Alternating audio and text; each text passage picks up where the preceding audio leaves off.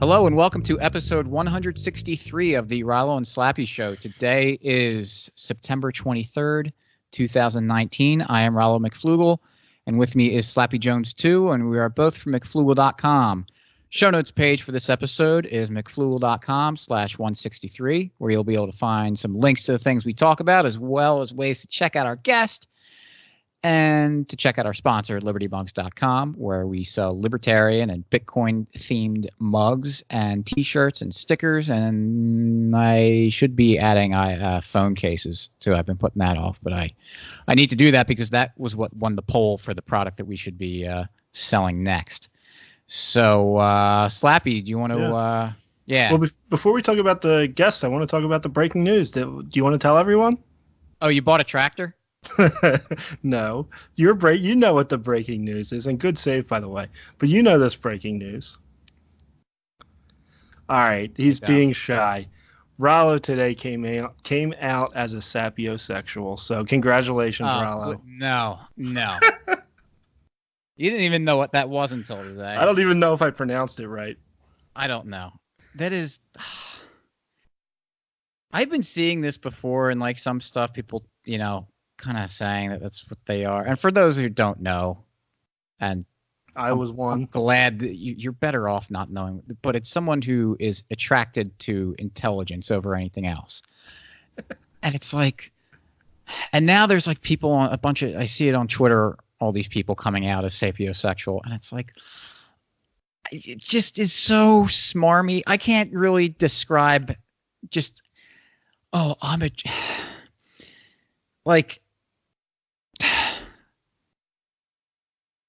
it's so stupid.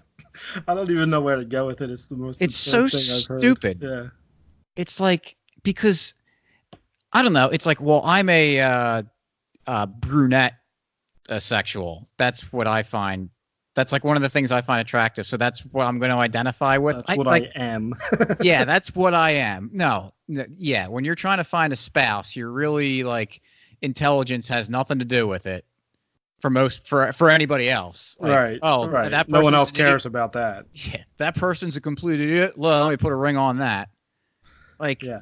All right. Sorry to derail. Today's guest is we recorded this a little bit earlier, but it's the second time he came on the show, and I believe you will link to that other episode in our show notes page. Yeah. Our guest is J.W. Weatherman. So without further delay, here's JW. We live? We going? Yep. All right, cool. Well, today we have J.W. Weatherman, who created 10 Hours of Bitcoin, the Bitcoin threat model. What else do we have? What other credentials do we have? Mathbot.com, of course. Check that out.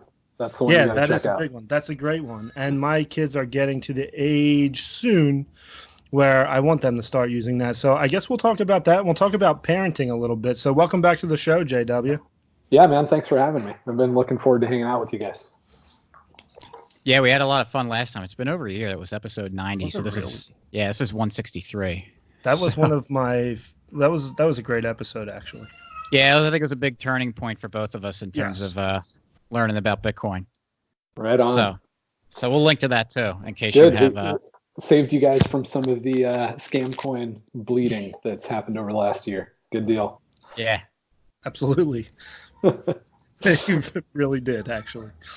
Right on. Good stuff. Yeah, I appreciate you guys throwing out 10 Hours of Bitcoin too. I know you had Colin on a bit after that, Heavily Armed Clown. Mm-hmm. And that was really cool just to hear you guys talking about, or maybe it was on Colin's show. I can't remember, Rollo, if it was over here or if it was Colin's, but it's been cool to... Yeah, we were on each other's show, so we probably said it on both of them. Nice. Yeah. So that was a lot of fun. I'm glad we did that. But Mathbot's going well, and parenting's going well, as well as I think it could. Looking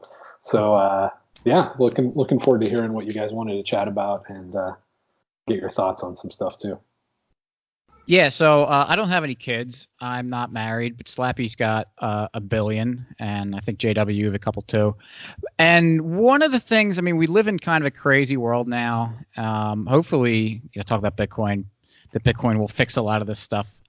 But it just, raising kids today seems just like a very stressful endeavor with all the stuff that our culture is pulling people in weird directions. So we just wanted to kind of talk about what you think are good strategies to kind of raising your kids in a crazy world, and to get them to not maybe indoctrination is the right word, I don't know, but to get your kids to kind of help them grow up in the way that you feel best as the parent.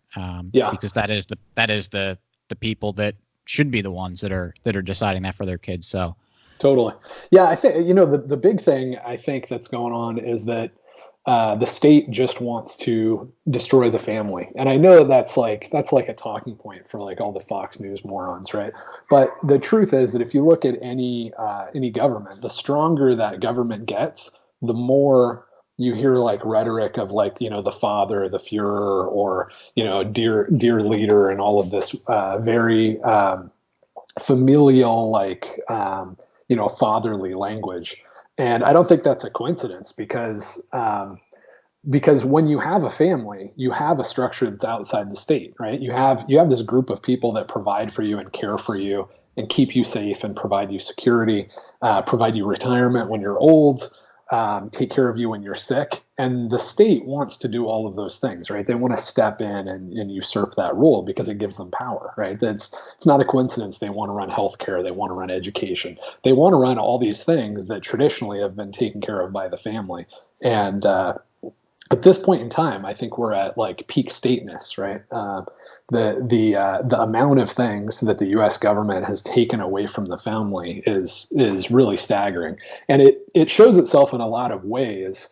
And I think just knowing that that's where we live, like putting yourself in that context in history helps a lot, because we're at a point where it's not economically obvious that you're better off having kids. But that is a really weird anomaly throughout history, right? Like old people, and it's not really true, but it feels like that because we've been indoctrinated so much from the time that we were, 4 years old in preschool or whatever, that the government's going to take care of us, that there's social security, that there's 401k plans, that, the stock market is going to be there for us.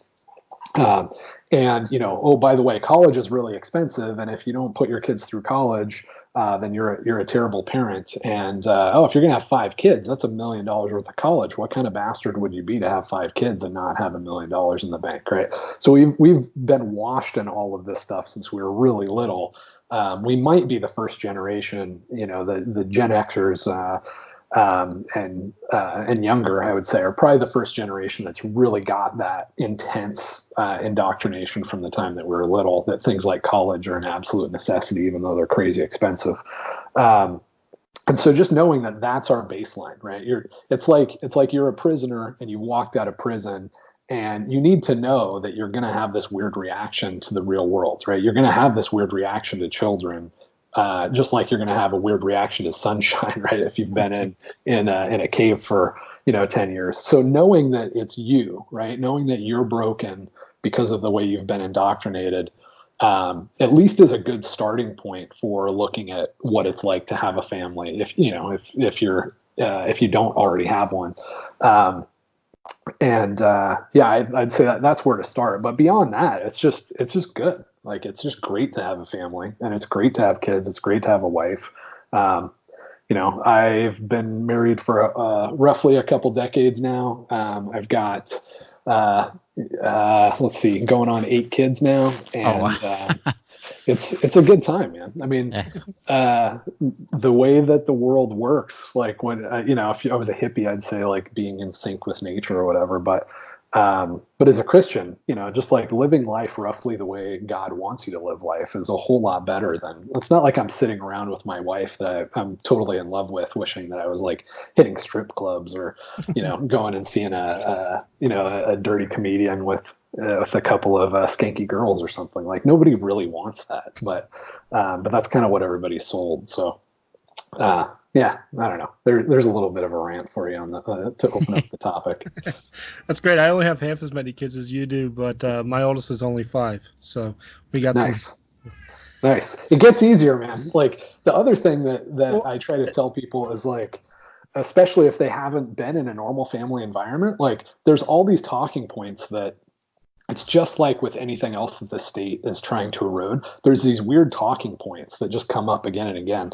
And one of them that's going to affect you is, oh, well, it's all fun and games until they're teenagers, right? You're going to hear that time and oh time yeah, sure, as if it's just like everything's going to go to hell. Well, if you right. put your kid in an indoctrination camp for the next 12 years, I don't know, man. It might not turn out very well for you.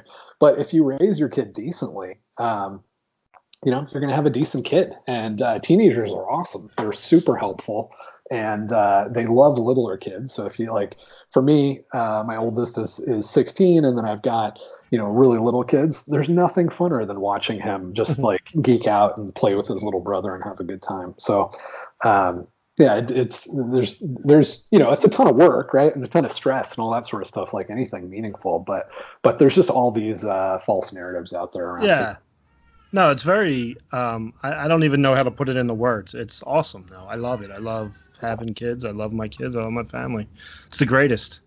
Yeah, totally. And it's going to even be better, I think, in the future when it's obvious that like economics is interesting to bring it into this picture, right? Because there in different cultures there is this incentive to respect your father, right? Like if you're a 10-year-old, that like your dad feeds you, and without your dad you're going to starve. Mm-hmm. And that's a very natural, like, good dynamic, because it causes you to actually have like community and connection. It reinforces and encourages that. And for fathers to look at their kids and go, well, someday I'm going to be 60 and anybody's going to be able to beat my ass. But I've got these teenagers that care about me, that I'm taking care of, that are going to grow up and take care of me when I'm old. That's just good and healthy. And we don't ever think like that anymore. And we don't really have that. But I think that as the state erodes, we're going to have it more and more. And so in that sense, I think it's going to be even better and better. Like mentally, it's going to be more and more encouraging to have a family as, these next few decades roll on. Yeah, it's crazy hearing the stuff because now with the political election or the presidential elections rolling around, they're talking about all their talking points, and climate change is their big thing. And now it's you hear people say, oh, you shouldn't be having kids because it's bad for the environment, and it's like, and okay, I mean, I guess the good thing about that is people who would be that dumb to fall for that are going to Right. pass their dumb genes on, but that is, let's I guess maybe that's a good transition, because they are teaching that kind of stuff in school. Yeah. Yep. Totally. I remember they were starting about it when I was a kid. They were kind of starting that, although I remember learning about El Nino and La Nina and why that was making the temperatures and weather change a little bit as years went on. It wasn't global warming and climate change stuff. They had seems to be a little more reasonable explanation. Yeah. But I think obviously the best thing to do would be to homeschool your kids. I think people are going to push back and say, well, I can't have a lot of reasons that they can't do that. Do you have any insights on why someone should homeschool their kids, or if they're somehow not, for whatever reason, unable to, how to maybe undo some of the or inoculate their kids from the schooling system? Because even if you don't send them to public schools, I mean, private schools, they have to run basically the same curriculum. Yep. And there's still indoctrination camps, maybe not as bad, but still doing a lot of the same stuff. Yeah, I think one of the things is that there's all these talking points that the state has against homeschooling, right? And the big one that always comes up is like socialization. Your kids are just going to be social morons if you homeschool them. Or the other thing that they try to do is they'll try to put police, fire department folks, and teachers are like kind of this like sainthood, right, in the United States. Like we can kind of criticize them, but not really, and we kind of have to be jerks to do it. But one of the things that they'll do to really intimidate people from homeschooling is make it seem like, oh, well, are you really qualified to teach the 13 subjects a day that are covered in public schools? But when you take a step back and you actually look at what's going on, it's just really low quality daycare. That's all that's happening. Like these kids are graduating, they're barely literate. They're not literate like a normal homeschool kid's literate, where they're like, oh yeah, sometimes I read for fun, right? They're literate where it's like, they can read stop signs and stuff, and if they're forced to, they can read a paragraph, and pull out some key things and just regurgitate it back on an SAT or something. But what's being accomplished in public schools and private schools, one of the ways that you can get at that from sort of an economics angle is what do we pay teachers? And it's not just public schools; it's private schools as well. Teachers make less money than somebody that's like a mediocre waiter at a mediocre restaurant. So like the guy that's just like carrying food from the kitchen and trying not to be an asshole in the process is making more money than the guy that's educating 20 to 40 kids at a time. So you can kind of peel back the layers of propaganda with just little random facts, right, that pop the bubble. And that's one of those facts where it's like, wow, so you're telling me that this guy this guy or this gal that's teaching is so self-sacrificing, right? Like they're so holy that they're making very little money, even though they're really smart, or they're just morons and they're really just exactly like the people you'd expect at a low quality daycare, because that's about what somebody gets paid when they work at a low quality daycare. And in fact, there's another fact that you guys actually have this great mug about teachers having the lowest IQ. But yeah, people that major in education are the stupidest people that graduate college. That's an easily verified fact.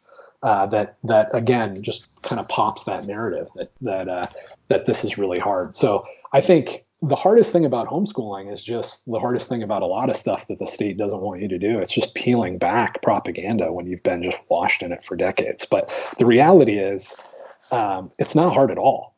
It's absolutely not hard to homeschool.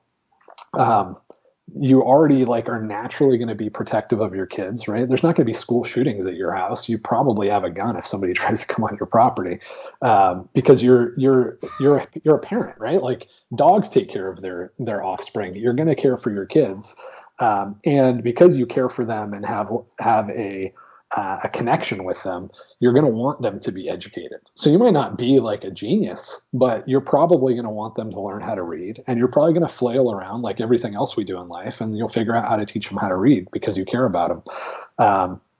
But yeah, I mean, that's fine. Like that's far better than what they're going to get in public school and what they're going to get in private school. Like just having a teacher of moderate intelligence that actually loves them is several layers better than anything that they're going to get in public or private school. So the bar is really, really low, and you can exceed that, right? Like my 16-year-old is programming MathBot right now. He's a pretty decent developer at this age. He's got a couple of years of experience.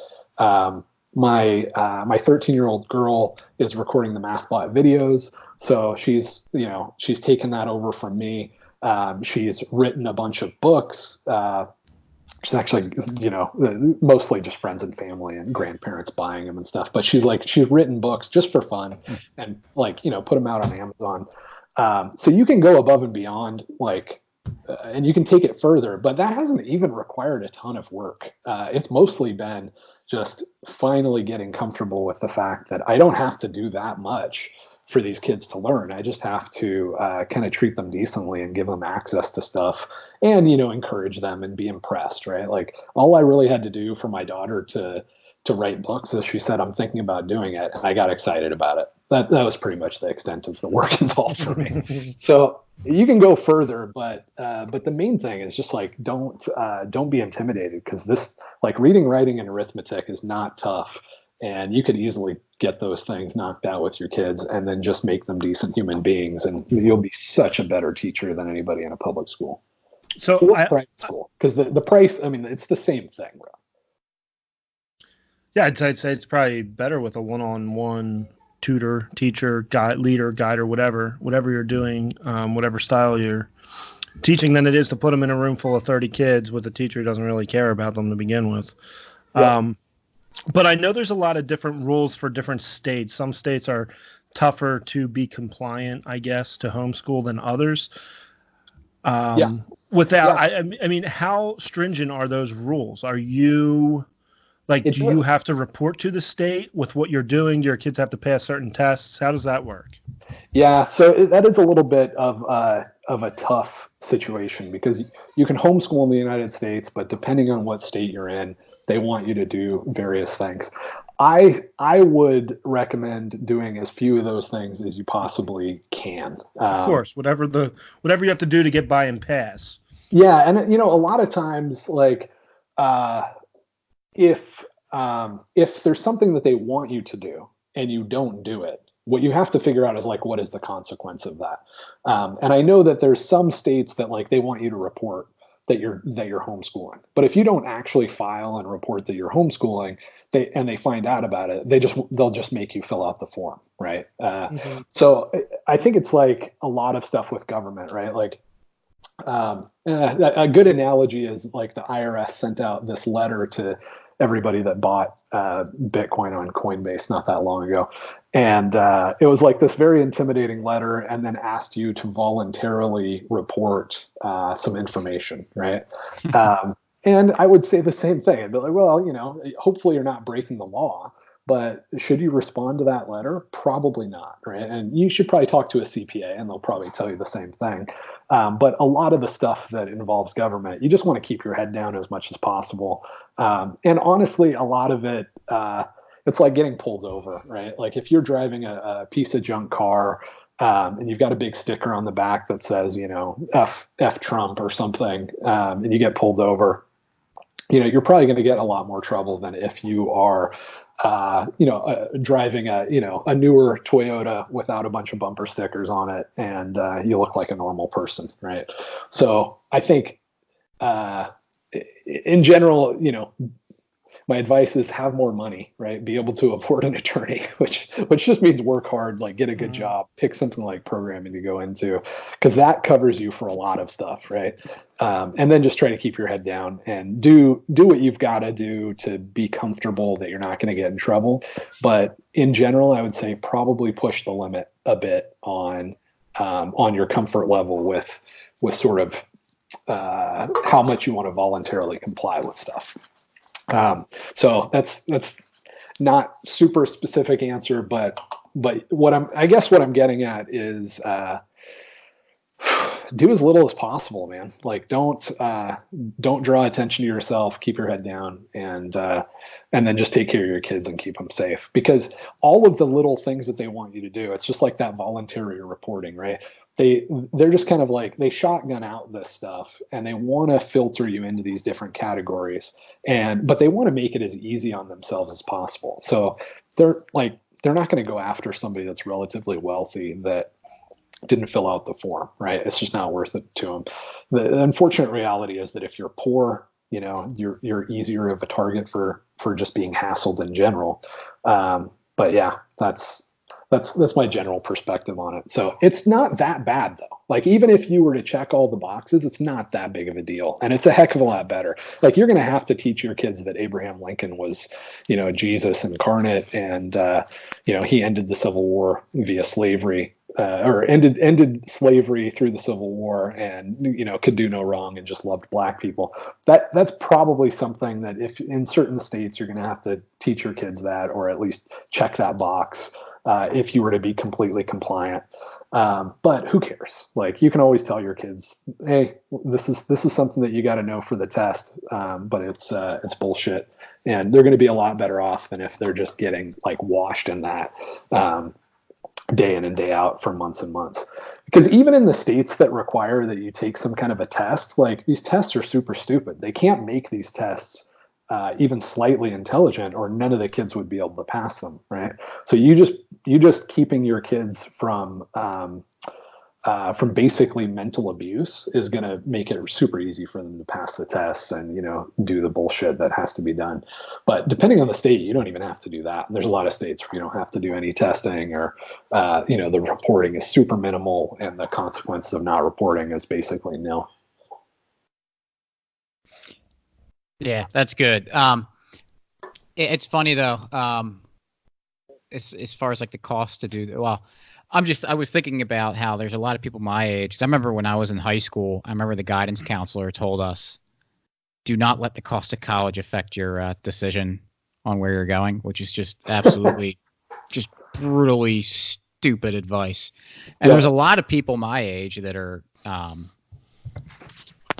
that took that advice and have tremendous amount of debt. And so they're like on two incomes and need the income. So yeah, that's like one of the bad like when you said like just make a lot of money, which is good, and that's what people should be doing.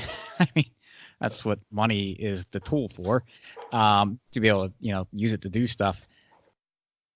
Like it stinks for so many people out there that they feel like they're kind of stuck in this thing where they feel like they need two incomes to just get by. And, I think sometimes it's just, maybe check and see what your lifestyle is. Other times, it may be a little bit different situation, but.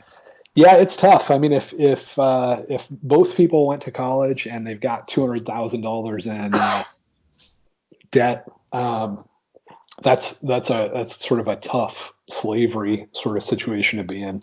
And I don't want to say that like it's easy or I have all the answers. I do think the worst consequence of that though is what you're talking about. So if you have, a bunch of debt and you're never going to pay it off, and you just have to chip away at that and maybe live a little bit more dangerous of a lifestyle, because that's kind of how I think about poverty. It's just you're not in a situation to be able to solve problems and not, you get a bad tooth or something, it's a stress, right? Your kids need braces, it's a stress. You get pulled over, you get stressed out and badmouth the cop because you can't afford the $200 ticket that you're probably going to get, and that snowballs. So being poor sucks, but I think being childless is worse.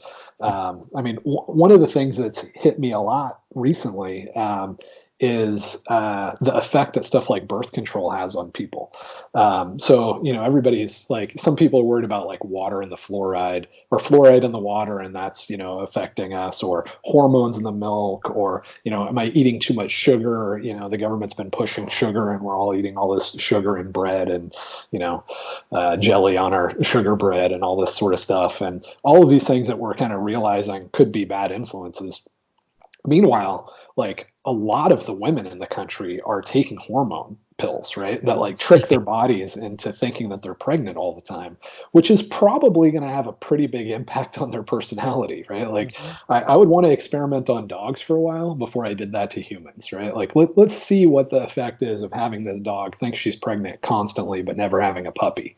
Like, might she get suicidal? I don't know. But if she starts getting suicidal and we need to give her Zoloft, let's do that to a dog for, at least 20, 30 years before we start doing that to people.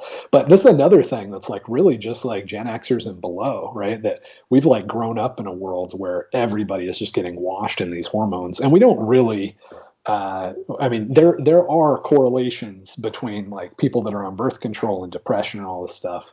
But we don't really know all the consequences of that. And I think a lot of this stuff we're really aggressive on experimenting with ourselves on. But if you want to, if you're depressed, I would say, for example, what medication are you taking, right? Like if you're taking sleep medication every night and you're depressed, like, man, there's, one of the first things you would want to do is kind of simplify your life and see if you can get off the sleep pills. Maybe you have a shitty job that's stressing you out and you got to change that or something. But look to the weird stuff that you're doing to your body that hasn't been done for multiple generations if you're super depressed. And for almost all women, that's going to be birth control pills.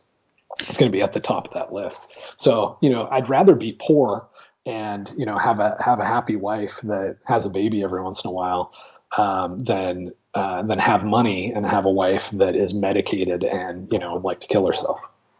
Yeah, it is crazy because you do bring, if you ever bring up birth control, especially any sort of like the hormonal stuff, and you suggest that it may not be the greatest thing in the world. It's, oh, how dare you say that? It's just the greatest thing, and it's like, well, as a man, would you take pills or anything else that would cause just insane hormonal changes in your body that affects you down in those areas that like makes them not work? Right. Totally. Like no one would do that. And you'd be like, nah, hell no, I'm not taking those pills. Well, what do you think? or at least you'd be like, wow, that's kind of risky. I mean, if it makes my Yeah. jizz green or something, I don't know. But Right. you know, People for who women, take if they're not, steroids know the risk. right. Yeah. I mean, it is in that category, right? Like we do take steroids pretty seriously. If you're a bodybuilder or something, Mhm. you know how powerful hormones are. They're kind of the programming of our bodies, but for some reason, screwing with that isn't a big deal. One of the things that got me thinking about this is that I was reading something about how men that are home with their kids a lot, their testosterone level like varies, right? Like I think it comes down when you just spend a lot of time around your own kids as a man, which kind of makes sense, right? Like if you've got 14 kids, it would make sense if we were designed to kind of have our sexual drive chilled out to some degree, Mhm. or just you would expect there to be some sort of effect like that. And that got me thinking, like, okay, what are maybe the reason that a lot of these guys are so cucked is because their wives are on these hormone pills, right? Like maybe they're like sex starved and pissed off because their wives think they're pregnant because they're taking these Mm. hormone pills. And I mean, there is sort of this whole ecosystem within husbands and wives and your whole family, like your hormones are affected by each other's hormones. So how many of these soy boys are a direct result of just pushing pills down their wives' throats every day? Um, so yeah, I mean, that's a little bit off of a tangent, but yeah, it sucks, man. If you're in debt and you're poor, it sucks. And if I can help you by learning how to helping you learn how to program, because it pays unreasonably well, right? Like a programmer with 10 years of experience is making over $200,000 a year. A programmer with 30 years of experience, is probably running their own startup and just being showered in cash. So there are opportunities out there that are, incredible, right? I don't want to be like a total downer on everything because this is a really cool time to be alive. But if you have worked yourself into a really tough situation, you might not be able to have a life as good as mine, but probably don't start with eliminating children. That's probably, pretty aggressive and not where you want to be. So I'm sure a lot of people listening, I really do think the person we're talking about with an incredible amount of debt feel like they have no direction, a job they don't like, they feel like they can't have kids because of all their debt and their money, and they're expensive, and kids are expensive. How would you recommend they get into programming without going to college and getting another 4-year degree?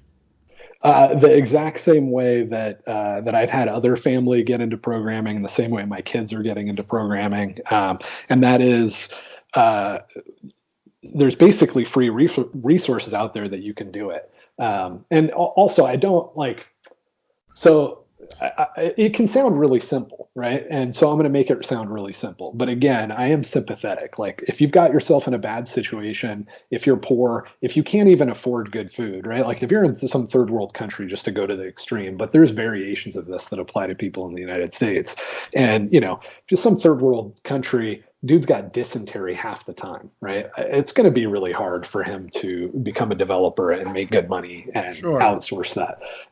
And so if you're in a situation where you're in a ton of debt and you're working 50 hours a week in some shitty job and you can't even afford decent food, and so you're in a bad mood all the time, all I can say is that sucks, man. And I know you exist and I'm sympathetic, but if you're in a situation where you can spend a few hours a day, let's say 2 or 3 hours a day. And a lot of people are watching 2 or 3 hours of TV a day. But Mhm. again, sometimes they're just exhausted and they're eating shitty food, and they're on, freaking, I don't know, diabetes medication that's just sapping their energy and all kinds of other stuff. But if you've got, 3 hours a day that you can put in and you're relatively healthy, there is no reason that you can't be a programmer within a year. Especially if you've got weekends, if you can put in 20 hours a week, let's say, of focused time to learn how to be a programmer. And this applies to everybody of like average intelligence, right? Like you don't have to have an IQ of even 100 to be a decent software developer.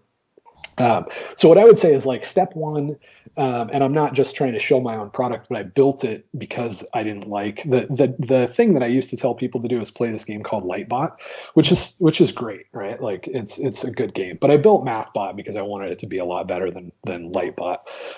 So mathbot.com, you go out there, you play this game, you end up programming within 5-10 hours at the most.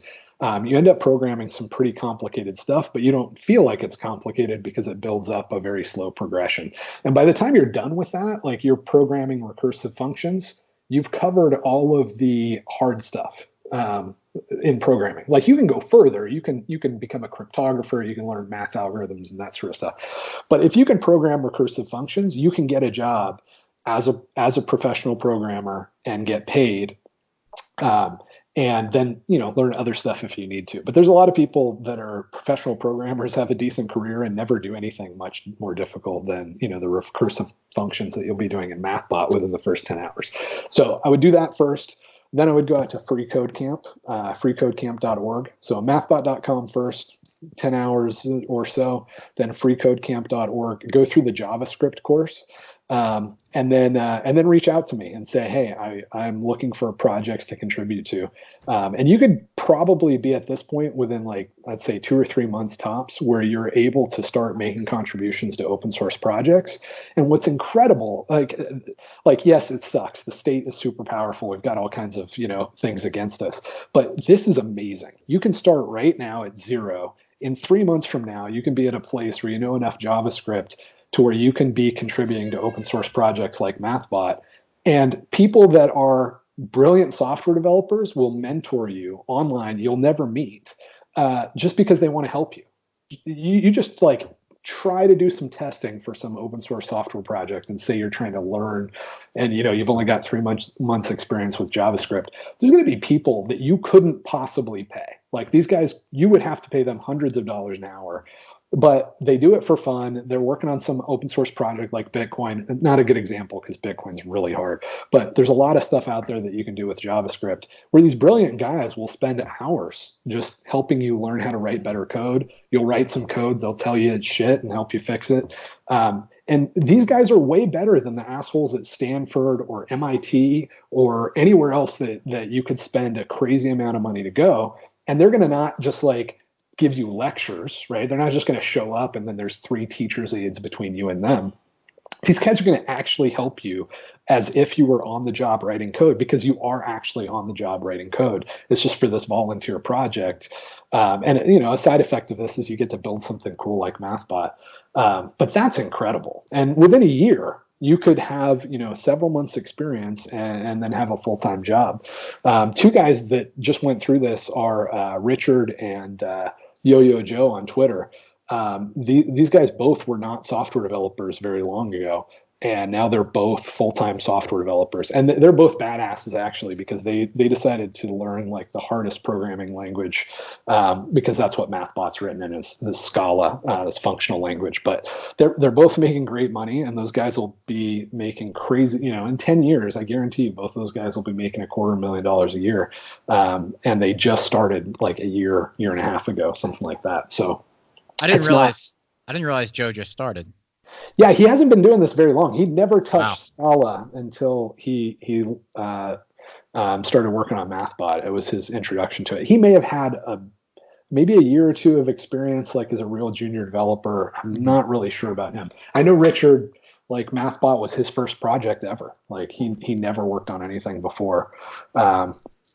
So it's not like I'm just saying this very theoretical thing. Like right. People that you guys know have just gone through this process over the last couple of years, and it's totally doable, and it's incredible. Like that is insane. When I was first going to college, that like open source was not like this. There wasn't that many projects, and it wasn't that prolific to where you could learn something. And there was nothing like mathbot.com. There was nothing like Free Code Camp. When I started, you would definitely just start with a big, thick textbook that some guy wrote and just start, fighting through it. The old path, like the path for my generation of developers, was you get a textbook, you work through it, you really probably have to get a degree. 20 years ago, if you were going to get a job in software, you really probably needed a degree. So you're going through all these crappy textbooks in this crappy environment for at least 4 years, and then you get an entry level job. And then maybe in 2 or 3 or 4 years after that entry level job, you start interacting with the type of people that you could be interacting, 6 months away from today now on an open source project, because those guys you'd end up in some big company, right? So you get your bachelor's, you get an entry level job, you're probably not even able to be a developer right off the bat. They probably put you in as a tester. 2, 3, or 4 years, maybe you're an entry level developer. So you could easily be a decade in before you ever interact with like the graybeards, right? Like the smart, brilliant developers that actually build stuff. And now you can be at that point 6 months from now for free. It's unbelievable.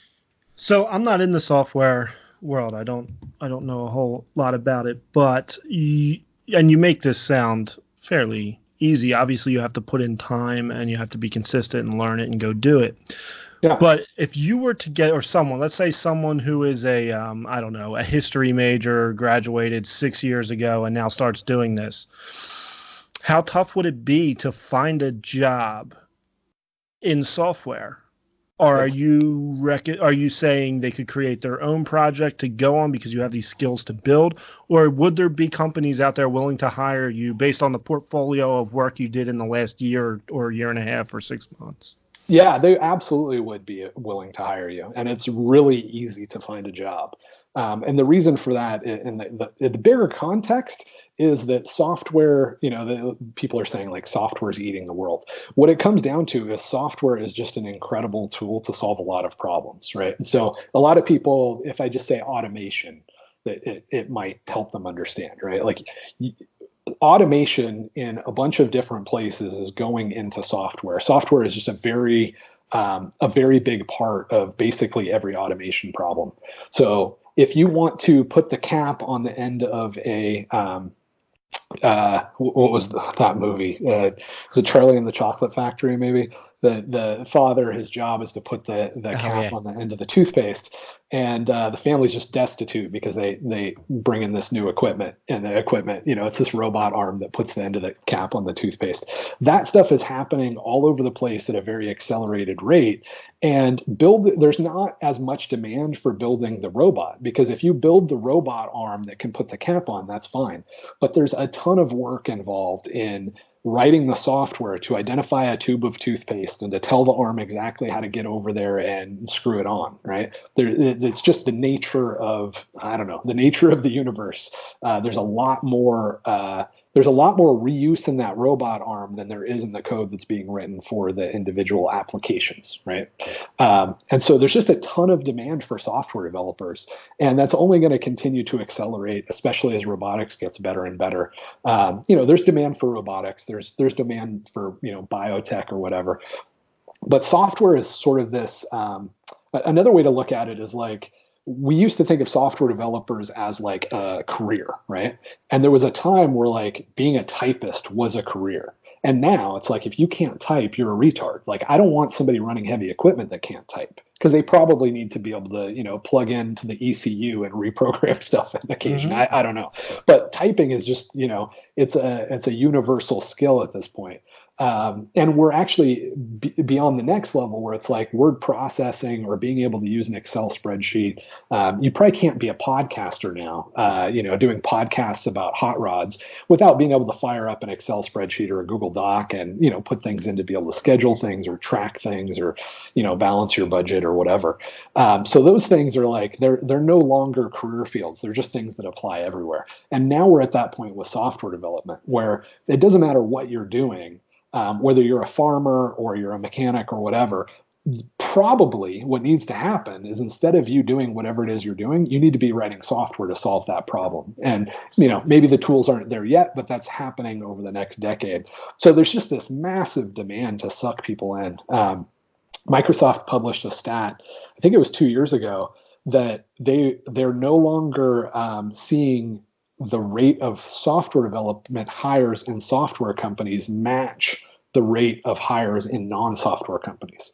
In other words, if you're a software developer, you're not going to go work for Microsoft or Google anymore. You're going to go work for like PACCAR, you're going to go work for like a company that has nothing to do with software development. In the same way that like if you're good with Microsoft Excel, you're not going to go work for Microsoft, right? You're going to go work for the gas company, like anything, because it's just a universal skill that's required, and it can solve so many problems and automate so many things. So with that as the backdrop, yeah, man, you're not going to have a hard time getting a job.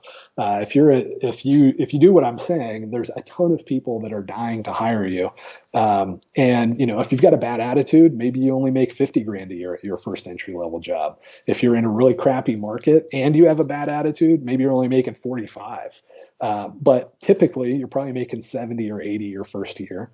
And that's when you're useless, right? Like you're not totally useless, but your first job, you're getting a lot more education than you're giving your employer. Sure. And by your fifth year, you're making well over $100,000 a year for sure. And you're not going into student loan debt, right? So even if it was just they're going to pay you $40,000 or $30,000 a year, well, if you're going to have to pay 20 or 30 at university, do the math. Now that's suddenly 70 net, right? Because you're not paying, you're getting paid. So it's really a no-brainer, and I definitely encourage people to look into it. But yeah, you can definitely get a job. No question about that. As far as whether you would get a job, like the only thing that is a little bit difficult is getting a remote job. If you want to get a job where you go into the office every day, a Google or Microsoft, and you've got to commute, then you probably have to do that on your entry level gig. It's totally a no brainer. It's not at all hard to get employment with a year of experience. And actually, there's this program called Lambda School that I've been looking for. It hasn't been around that long. It's a Y Combinator Silicon Valley thing, but I've been looking forward to somebody going through MathBot and then Free Code Camp and then connecting them with the Lambda School guys and seeing how it goes, because they have this shows you how much demand there is. You don't have to pay anything to go to this school. They know that they're going to be able to take you and within a few months make you hireable and find you a job, and then they will get paid a percentage of your income. So they're taking like all the risk of you not finding a job, because they're spending tens of thousands of dollars educating you, and then they just get paid back a percentage of your income when you get a job. So that's just another example of how much crazy demand there is that a business model like that can work.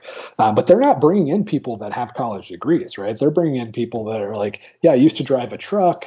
Now I want to learn how to program. Great, buddy. As long as you put in the hours, we'll cover the entire cost, and then we'll find you a job, and you just give us a piece of your paycheck until it gets paid off. That's a pretty good setup. So yeah, there's a ton of demand. Yeah, and there's even, because I'm not a programmer by any stretch of the imagination, but I did some like MATLAB in college, and then even my first job, I kind of used the MATLAB skills to do some stuff in VBA you're gonna laugh, but do some stuff in Microsoft Access. Oh man, no, programming Excel. is programming. It's Yeah. like what you've done. It doesn't get any harder than that. It's just some programmers like to act like they're smarter than everybody else, but it doesn't get any, like if you've worked with I don't know, formulas in Excel, you've already done programming. You just didn't really realize it. Yep. But I was able to do that and do some automation and then make a stocking program for an offsite thing that we had to be able to know what parts we had available. Because otherwise, I used to have people go and drive over there and go see what they had. Yeah. And then just the way that you've got to, approach software problems is this problem solving technique is, and the one thing that you do when you run your code finally and it doesn't work, like one of the things that they did actually do a good job in college for me with this one thing that they said was, it's not the computer's fault. Yeah. It's your fault. The computer does what it is supposed to do every time. So if something doesn't work, don't blame the computer, blame yourself. So it trains you to dig in and look for problems, try different things. And that's because otherwise you just give up and you say, oh, well, the problem's unsolvable. But I think we tend to do that in our other tasks, in our day-to-day lives, in our jobs that aren't programming. And you just it gives you cover just to say, well, it's not my fault, nothing I can fix. Yeah, totally. To bring this back to the whole family topic, part of the reason that I really encourage people to look into programming is that it is one of the easiest ways I know of that you can kind of reclaim a normal family life. Within a couple of years, you can work remotely from home. Sometimes you can do it right off the bat, especially if you're willing to take a little bit less money. But you can work from home. A typical software development company, if they can get a developer to code for 5 hours a day, they're pretty happy with that. So you could work from home. You could actually do 5 hours a day of work, and that's it. You could spend a lot of time with your family. You can get paid well. Your wife can work from or stay at home. Worst case scenario, I mean, it wouldn't be that bad of a life if you both had to work from home, programming for 5 hours a day, right? You can still raise your kids. You can trade off. So part of the reason I'm really excited about this as a career field and all the opportunities is just that it gives people a chance to live a normal life again. Whereas, the alternative is, both people working and putting the kids in a cheap daycare and then having teenagers that do want to kill them. So I think that's the biggest advantage to that opportunity. And I'm sure there's others as well. I just don't know of any other that pay so well. There's so much demand. The demand is increasing, and basically anybody can do it, and you can do it for free, within a year. I don't know of anything that matches up that aggressively, but yeah, it's a much better lifestyle. Yeah, I think that's definitely. I mean, just the ability to work from home is very appealing. Yeah, totally. Yeah, programming is fun also because you're just problem solving, right? It's like playing a Sudoku puzzle or something all day. It's not like advanced math, but it is interesting and it's satisfying. So it's not a bad way to go. And yeah, I mean, gosh, get the wife off birth control, start cranking out some babies, learn how to code. Probably 80% of the people listening right now, if they took that advice, they'd be 10 times happier. Yeah, no, I bet it's pretty good advice. I like it. So I don't know, Slappy, you have more insight on this topic than I do. Do you have anything else you think we should talk about? I mean, how much time do you have? So I kind of want to go back to the homeschooling thing because that would be what I prefer to do with my kids is to homeschool them. Yeah. If we haven't kept you too long and you have 5 minutes to explain, what is a typical day like? Because I think what a lot of people and this isn't how I envision homeschooling, but what I think a lot of people think is you sit your kids down at the table and you basically become the teacher that they would have in school, and you open up your textbook to this page and read through. What is your typical day like? Because you mentioned the 7 subjects, 9, whatever subjects they teach in school. How are you getting that through to your kids? Are you getting it through to your kids? And what's a typical day look like? No, that's a great question. So when I first started doing this, 16 years ago, my wife and I are pretty like type A. She's a math major. I'm software guy. And so we wanted to create like this little group of superhumans, right? So when our first kid came along, we were like, all right, let's make sure he listens to class, just all the bullshit, right? Like play classical music when he's sleeping, feed him kale chips or whatever. I'm sure we did all kinds of retarded stuff. But one of the things that we did when he got old enough was we got really intense about this classical education model. And so, he was like learning Greek letters, and, we were trying to decide whether we were going to teach him Hebrew or not. And, just super intense. But one of the great things about having more kids is that you can't be a neurotic weirdo with any one of your kids. Like the amount of energy that you have when you have one kid, it's just like, there's a reason that only children tend to be a little bit off. It's because they just got all that mother's milk, just like 20 years of mother's milk, just that teat just crammed down their throat, and all the intensity of one dad putting all of his hopes and dreams on this kid. But by the time the third kid came along, we were like, we were doing t-ball, right? So we're like, we're driving around, and we got two kids, and we're driving around with two kids. By the time the third kid came along, it was just like we didn't have any more energy. And fortunately, that totally saved Will, because by us chilling out and having to work on the other kids, he got to actually like have a normal childhood and like just have hours of just screwing around outside and living like everybody through all of human history has lived until a generation or two ago. And we just got super intense and decided we wanted to make life miserable and that it was the way to be happy. So at this point, it's really chill. I mean, I do some stuff that looks kind of intense. Like I'll bring it. Like not that long ago, I hired a composer, a conductor and a composer as a piano teacher. Right. So this chick's amazing. Like she gets up in front of huge symphonies and puts on big shows and just loves music. And I hired her to come in and teach the kids piano. And from the outside, like other, keeping up with the Joneses people in the neighborhood that hear about it, they're like, oh man, those guys are intense. Like they brought in a composer to teach piano, but it was like not that expensive, right? Because it's only a few hours a week. And mostly I just wanted like that person's passion to rub off on my kids. Right. So, I spent a few $1,000s doing that. It's because I can afford to, right? I didn't think it was important.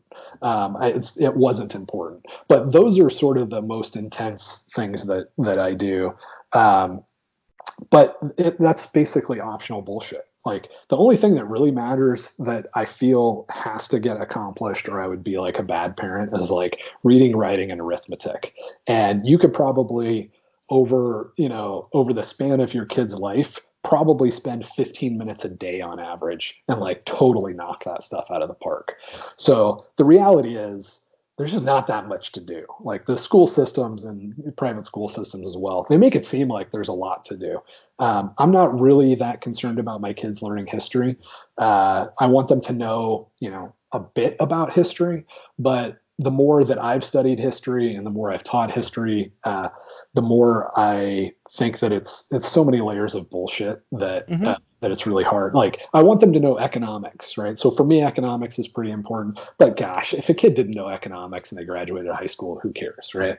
So what I would say is like make a list of things that matter, and you'll be surprised how little is on that list. And anything that's on that list that you didn't get or you don't think most kids get, put like a question mark next to it, and you'll realize that like everything is question marks, and then there's this very small list of things that you really want to teach your kids, and you would have to just be just a stay in bed mom in order to not teach those things to your kid growing up. So that it's kind of funny because if you think about, I mean, myself and really just about anyone you talk to, who really learns any history in school anyway? Right. I mean, you're not learning, you're putting all that time, a lot of hours into meaningless work that you don't learn anything to begin with. Yeah.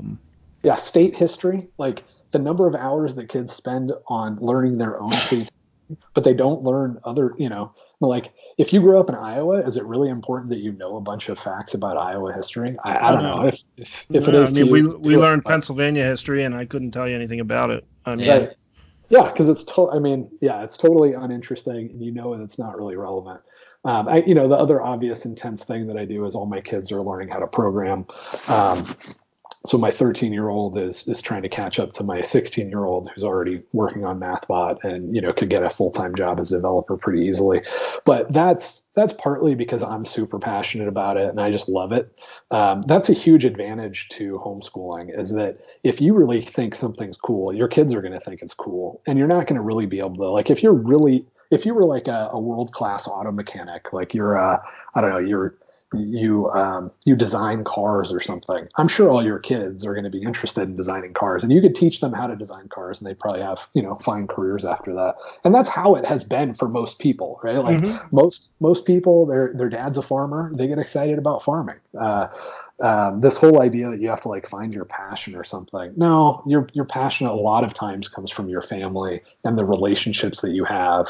We're very communal animals, and it's totally fine. So I don't know. I mean, the main thing is like it just doesn't matter, man. Just keep them from getting abused.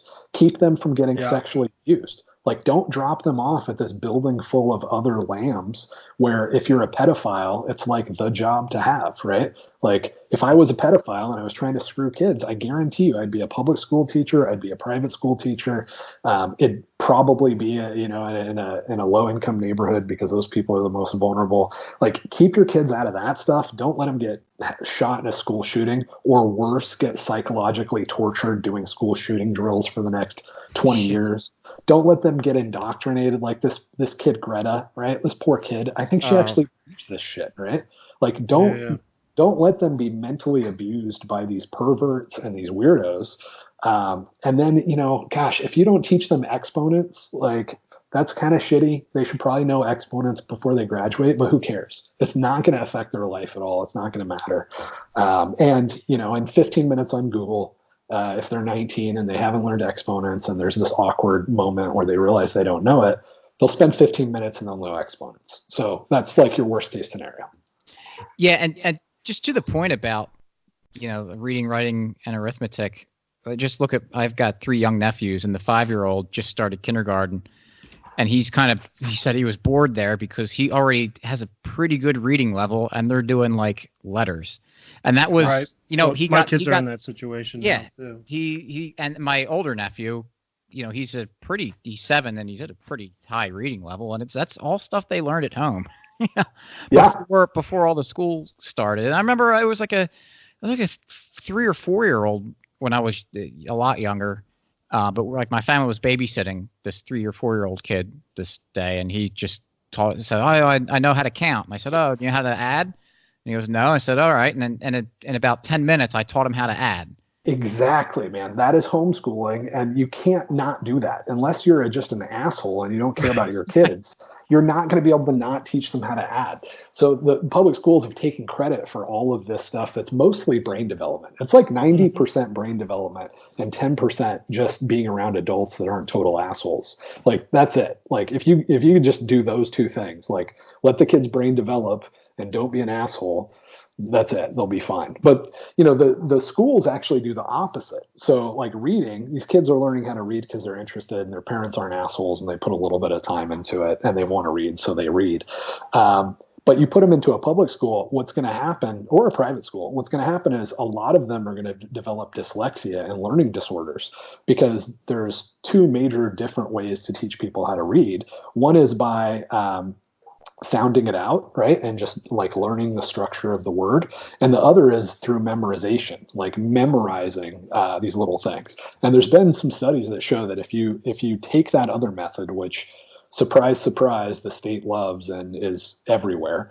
If you take that method, you produce dyslexia quite a bit because it fries your brain. It's just not a natural way to learn the sounds of the words and learn how to read. And it's not a way that any parent would ever come up with, because it's like you have to be this weirdo lesbian that like spent 14 years in college to think that this is a good idea. The same thing on the math side. Like, math is fun. I don't know anybody that plays MathBot that's like, oh, that was freaking torture, I hate math. And they're learning advanced mathematics. They're learning stuff that they're not going to learn until after they graduate from high school in MathBot. But they like it because it's fun, it's logical, and it's a puzzle. And it turns out all math is just a puzzle like that. But that's not how they teach math in public schools. It's a ton of memorization. It's a ton of rote process and procedure. It's not mathematics. And lo and behold, it breaks people's brains and it makes them absolutely despise logic. So it's more a matter of just protecting your kids from the state, and that applies to private schools as well, because they do the same things they have to keep the state off their back. And all these kids went to the same colleges, right? Like all these morons with low IQs that are teaching 20 to 40 of your kids, They all have the same education degree, right? So it doesn't matter whether they're in public schools or private schools, and they're all retards, or they would go get a job making more than a waiter, right? But they're not. They're abusing your kids, and they're too dumb to know it. So it's more a matter of just protecting your kids than it is of educating them. But educate them too, and the things that you're passionate about will be fun, and they won't be discouraged, right? Like my kids don't hate music now. I was into it. I got somebody else into it. They're excited about it. Like they're learning piano. I walk through the house. It's fun. I walk through the house. My 8-year-old's, playing some music that I could not even fathom being able to read the music myself. And she knows I'm impressed by that, and so she loves it.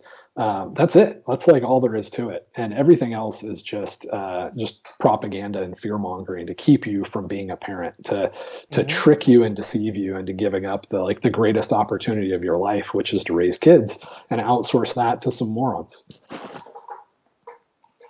Yeah, I mean, I see like my 4-year-old is learning how to read. He loves it. He asks us to do flashcards. He asks us to read books with him constantly. And it kind of breaks my heart to think if he goes to school, he's going to hate this in about 3 years. Yeah. They will crush the learning spirit out of a kid. They did it to me, Yep. and they do it to just about everyone, and it's breaking my heart. So, but you see it from very young kids. They're dying to learn. They want to know. They want to learn. They get excited to learn. They have fun doing it. It's really easy to teach someone who's excited to learn. Yeah. And you can't do it intensely anyway. Like one of the other things that I realized over the decades now of raising kids is like when Will was little and we tried to force him, because we were trying to be really intense and we were trying to do this classical education thing, and we were part of this co-op group, and there was competition and had to make sure Will was making all the other kids feel like shit every week and all that stuff. It wasn't fun for him, and it wasn't fun for my wife, and it wasn't fun for me, because we were like, we got to do an hour and a half of math every day. And it turned out that was a total waste of time, because a little kid, they get excited in spurts, like in little sprints, right? For sure. So then they get tired of it and move on. Exactly. And if you can catch them when they're interested, or they catch you, and you can take the time to spend 15 minutes with them screwing around with division, they're going to learn more about division in that 15 minutes than they could in the next 3 months if you were just sitting down and trying to pound it into their head.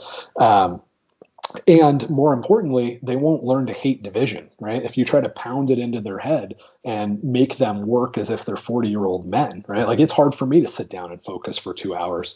And if you try to take a 6-year-old kid and make them sit down and focus for 2 hours, it's absolute agony for them. So it's not just that you're being lazy by not covering, 8 or 9 hours of lecture / busy work in a day.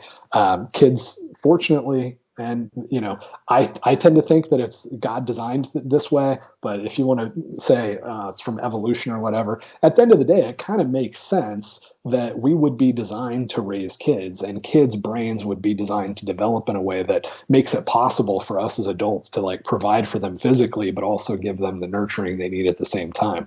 So this idea that somehow, how did we make it this far without the government babysitting your kids for 9 hours a day is kind of ridiculous. But I did the same stuff when I started out, and now I'm really chill. Like I'm probably the laziest homeschool parent that you'll meet. And my kids are smarter than yours. Well, no, I mean, it makes sense just from seeing, my nephews and my friends and a family with the kids that they're raising, because it's natural when you have your kids at home and they're learning. And again, I'm going to keep bragging about my nephews, but like they know more about sharks. They love sharks. Yeah. And so they know more about sharks than I ever will in my life. And they now, we will be down the shore in the summer and they want to go fishing and be able to experience it that way, and just kind of building that knowledge on it. And no one told them, hey, you should like sharks. Yeah, It's just what they got an interest in, and man, they are eating up all the knowledge that they possibly can. Yeah, but there is a really powerful feedback loop there, because you love them and you're interested in them. And so when they're into sharks, like you delight in them delighting in sharks. a 26-year-old girl that is just pissed off because she can't land a husband is taking birth control pills and has to put up with 40 kids for an hour and then another set of kids, or maybe the same 40 kids all day long, is not going to be thrilled that one of those little tykes is interested in sharks. And it's not her fault. It's too much to ask from this girl that's really just trying to find somebody to impregnate her. Like, let's be honest, that's what all 26-year-old girls are doing, right? So that dynamic and just that like natural way of being is so much more powerful than trying to create that in some artificial environment.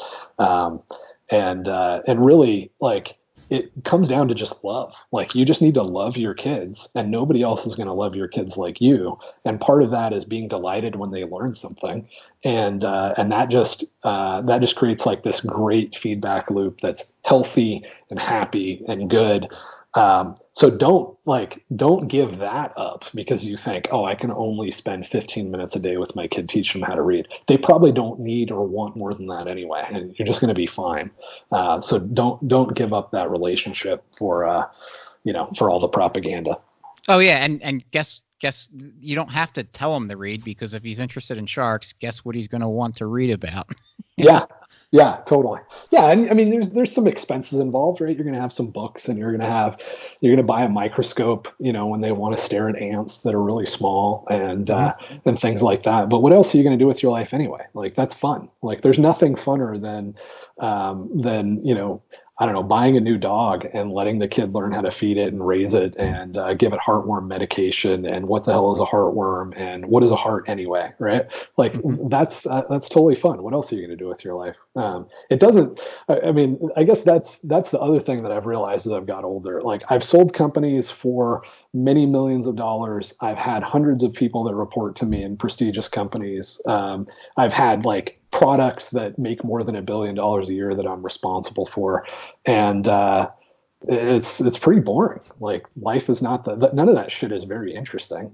It seems like it's going to be interesting until you do it. And then you're like, oh yeah, like, oh, this is great. I have 200 people reporting to me. What does that actually mean? Oh, it means that I get this slightly better office. I still have to sit in essentially a cubicle, but now I have a door. I have to be here at least 8 hours a day. I still have a 2-hour commute both ways. All these people think I'm pretty cool, but I actually don't know or like these people that much anyway. Like, those, when you climb to the top of those hills, it's always just like, I'd rather just be home and kiss my wife and roll around in the grass with the dog and the kid. Like, it doesn't get any better. If you're hoping for something more than that out of life, I mean, I'm not saying you should kill yourself. I'm just saying it's not going to happen. There's literally nothing better. And so if you're looking for it, it's just going to be one disappointment after the next. So enjoy it. Like, it's good. Like, dogs are good. Kids are good. Grass is good. Just have a good time and keep the government from ruining your life. No, I think that's perfect. Is that anybody else have anything to add on? But I think I think it's a good place to end. Before we let you go, and you can hang on afterwards if you can, JW. Yeah, man. But for a free market success story that we do, another one of your alumni from your course, I don't know that he wants his name given out, but he just created a website, breaktherules.com. So he has his own artwork that that's very related to Bitcoin and cypherpunk stuff that he puts on t-shirts and clothes and otherwise. So it's just put out the website. It's brand new, awesome stuff. So check out the show notes page, mcflugel.com/163 for breaktherules.com. And he's on Twitter as well. And that was JW Weatherman. We'll link to all his stuff on the show notes page, mcflugel.com/163, where you can find his Twitter. We'll also link to the Bitcoin threat model, 10hoursofbitcoin.com. That's always linked to, by the way. We always have that up there. And mathbot.com. And we'll also link to the breaktherules.com. It's one of the guys connected to JW. So kind of appropriate that we ended up using that as a free market success story this week. So, do you have any other surprises for me that I can get angry about? No, I think that's it for this week. You should have asked JW about sapiosexuality. I should have. I was concerned that maybe my kids are sapiosexuals. Yeah, that's. I can't believe I even said that. I know. You just